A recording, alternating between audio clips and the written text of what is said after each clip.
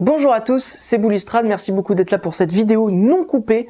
Vous connaissez le principe maintenant, puisque voilà, je vais analyser les matchs qui ont eu lieu hier soir, donc ce lundi 13 février, si je me souviens bien de la date, puisque oui, logiquement, vu qu'on est le 14 février, hier on était le lundi 13, donc oui, tout est normal. Et on va commencer avec deux matchs en Europe seulement. Hier, d'abord un en Première Ligue, enfin, il y avait trois matchs, mais très clairement le match qu'il y avait dans le championnat espagnol, voilà, j'ai un énorme bug pour commencer, c'est très bien. Le match qu'il y avait en Liga, très clairement, je m'en fous. C'est Eibar qui a gagné 4-0 contre Grenade.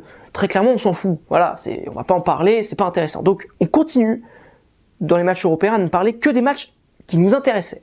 Et hier, il y en avait deux qui nous intéressaient vraiment. D'abord, en Première Ligue, un petit match, Bournemouth recevait Manchester City, victoire de City 2-0. C'était tout sauf brillant. Hein, franchement, c'était un match même très moyen de la part des Citizens. Bournemouth ne méritait pas forcément 2-0 comme score. Voilà, ils méritaient pas ce score-là, tant ils auraient pu au moins avoir peut-être le point du nul. Alors, quand même, la victoire est assez logique dans le sens où City a eu le plus gros nombre, la plus grosse quantité d'occasions, qu'ils volent pas du tout leur victoire avec un but qui n'est pas valable ou quoi que ce soit. Non, il y a aucun souci. Mais bon, la façon de jouer de City est assez inquiétante. Mais comme souvent depuis pas mal de temps malheureusement, hein, le City n'arrive pas, et ça me gratte la tête, hein, effectivement depuis le début. Je sais pas, ça me grattait pas avant. Là, ça me met à gratter. Je n'ose pas penser, mais il y a un problème avec moi. Non, mais c'est la caméra, c'est ma tête, elle a la pression de la caméra. Putain, je raconte n'importe quoi. Donc non, plus sérieusement, City a gagné sans convaincre. Après, il y a quand même une amélioration à City, c'est que certes au niveau du jeu, de s'ils sont capables de montrer, il y a selon moi pas vraiment d'évolution, même si par exemple face à Swansea j'avais trouvé ça un petit peu mieux, là c'était vraiment pas bon contre Bournemouth, il y avait rien de positif. En plus il y a eu la blessure de Gabriel Jesus, donc c'était vraiment, ça avait tout l'air d'une soirée pourrie pour Manchester City, sauf qu'ils ont les 3 points. Ils ont quand même réussi à s'imposer. Donc la vraie différence aujourd'hui qu'il y a entre le City il y a quelques semaines et ce City là, c'est que ce City, même en étant tout aussi mauvais, gagne. Il prend les points, ce City-là. Et d'ailleurs, grâce à cette victoire, City est le nouveau dauphin de Chelsea. Alors certes, très loin, 8 points derrière, mais c'est le nouveau dauphin. Donc, je suis toujours pas très inquiet pour Monaco, parce que vous savez que Monaco va devoir affronter City en 8e de finale. Ce City-là n'a rien d'inquiétant, vraiment. Rien d'inquiétant pour Monaco. Mais, il a le mérite de gagner ses matchs. Donc ça peut être intéressant, et on verra ce que ça va donner. Mais franchement, j'ai pas été impressionné du tout par Manchester City, malgré les résultats qui est extrêmement positif. Il y avait un deuxième match, pour le coup, un peu plus sympa, un peu plus fort au niveau des émotions, au niveau de l'histoire, au niveau de tout, et au niveau aussi de l'importance que ça avait dans le championnat en question. On part en Italie, en Serie A, avec un énorme choc pour conclure cette journée de Serie A. C'était la Lazio qui recevait le Milan. Bon, très clairement, le match est totalement à la faveur de la Lazio, qui n'a pas eu la possession forcément en première mi-temps, mais qui a eu les plus grosses occasions. Très clairement, Milan n'a pas existé quasiment en première mi-temps, et c'est logique que les deux équipes se quittent à la mi-temps sur le score de 1-0 pour la Lazio. Franchement, c'est logique. Avec le penalty de Biglia, alors oui, c'est un penalty, c'est pas comme s'ils avaient marqué dans le jeu, mais c'est totalement logique. En plus, j'ai pas l'impression que le penalty soit complètement volé. Donc, il n'y a rien à dire là-dessus. Il n'y a rien à dire, la Lazio mène 1-0, c'est normal.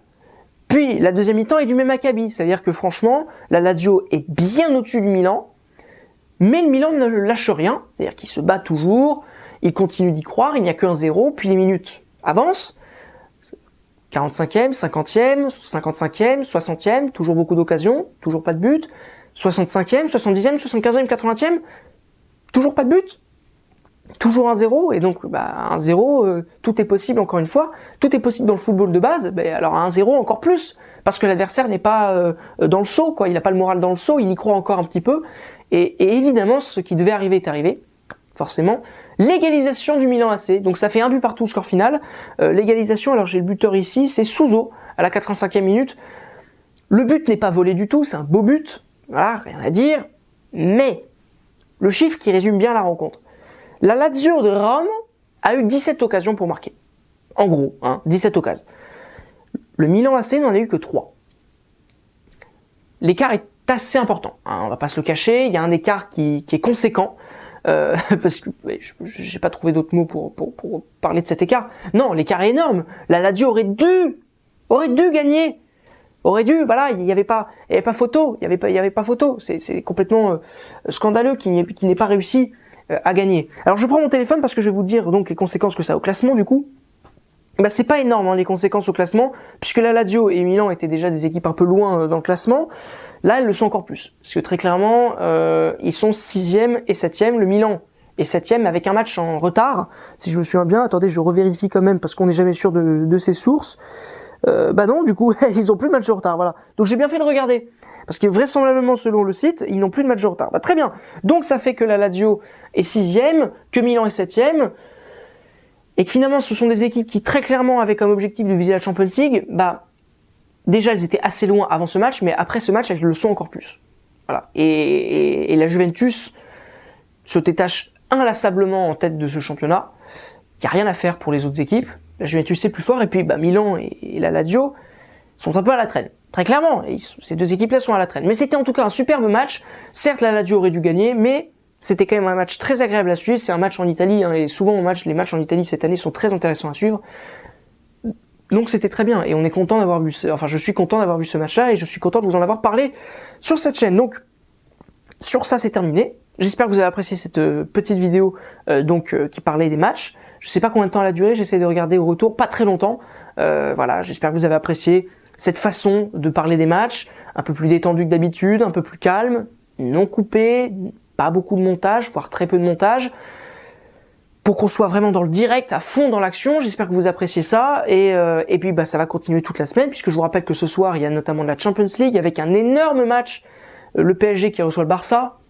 Si ça, c'est pas une affiche de dingue. Demain, il y aura la vidéo de mon débrief, et puis il y aura foot évidemment. Bref, demain, vous allez vous éclater sur ma chaîne, mais j'espère que ce soir, vous allez allumer votre télé et que vous allez regarder ce match-là, parce que c'est un match à ne pas rater. Regardez PSG-Barça, ça risque d'être vraiment une grosse fête, malgré l'absence de Thiago Silva, malgré l'absence de Thiago Motta, mais ça, on s'en fout un petit peu. Voilà. En fait, ce qui vient de se passer, c'est que j'ai eu une idée dans ma tête, puis ça s'est emmêlé trop vite dans ma bouche, puis c'est pas sorti. Donc, il y a une absence également de Thiago Motta, mais ça, on s'en fout. Voilà, j'ai placé ma phrase comme je voulais la placer à la base. Voilà, donc je le redis parce que je pense que, je sais plus si je l'ai dit, mais peut-être que je l'ai pas dit. Enfin bref, j'espère que vous avez aimé cette petite vidéo, et je vous dis à bientôt sur la chaîne Bullistrade. Ciao!